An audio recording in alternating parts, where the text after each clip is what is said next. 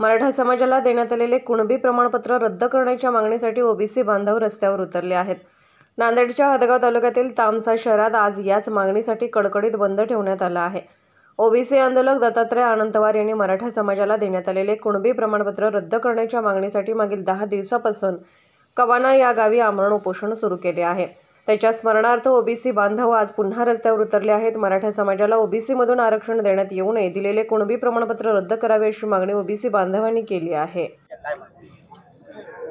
गेल्या 10 दिवसापासून अनंतवार हे कुणबी प्रमाणपत्र रद्द करावे या मागणीसाठी उपोषणाला बसलेले आहेत आणि त्यांच्या उपोषणाला पाठिंबा म्हणून आज तामसा शहरामध्ये संपूर्ण बाजारपेठ बंद ठेवून तामसा व्यापाऱ्यांनी आणि गावातील लोकांनी ओबीसी समाजाने जे त्यांना प्रतिसाद दिलेला आहे आणि अनंतवार यांच्या उपोषणाची शासनाने तात्काळ दखल घेऊन याच्यातून कोणता तरी मार्ग काढावा, कारण त्यांचा उपोषणाचा आजचा 10वा दिवस आहे। त्यामुळे शासनाने लवकरात लवकर दखल घ्यावी हीच आमची अपेक्षा आहे।